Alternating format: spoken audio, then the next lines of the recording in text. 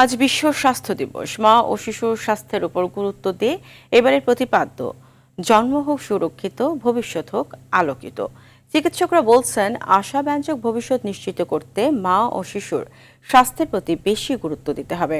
সার্বজনীন স্বাস্থ্যসেবা নিশ্চিতের লক্ষ্যে বরাদ্দ বাড়ানোর পাশাপাশি এই খাতকে দুর্নীতিমুক্ত করা জরুরি বলছেন খাত সংশ্লিষ্টরা। জানাচ্ছেন রুদ্র রফিক। নানা সংকটে জর্জরিত দেশের স্বাস্থ্য খাত। চিকিৎসা সেবা নিয়ে হাহাকার ও অসন্তোষ নিত্যদিনের ঘটনা। স্বাস্থ্য ব্যবস্থার অদক্ষতা ও বেহাল দশা দীর্ঘদিনের। সবচেয়ে স্বাস্থ্য ঝুঁকিতে নারী ও শিশুরা। এক গবেষণায় উঠে এসেছে, দেশে 1 লাখের বেশি শিশুর মৃত্যু হয় 5 বছর বয়সের আগেই। এসব মৃত্যুর প্রায় 2/3 হয় শিশুর বয়স 28 দিন হওয়ার আগেই।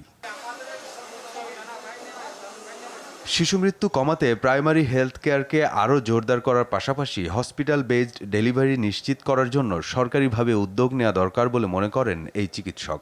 মায়ের যেন কেয়ারের যেন কোনো অভাব না হয়, সেটা প্রথম থেকেই খেয়াল রাখা লাগবে।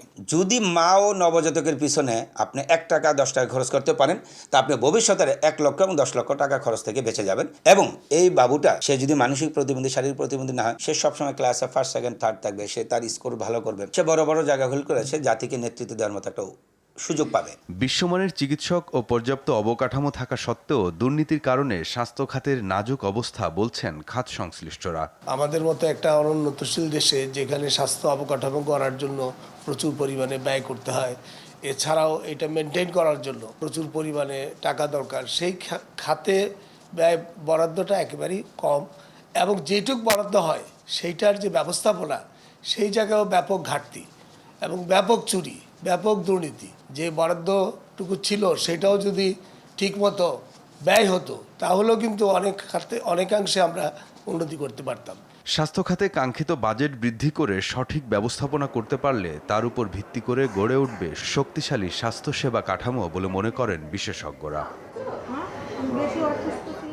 রুদ্র রফিক, RTV, ঢাকা।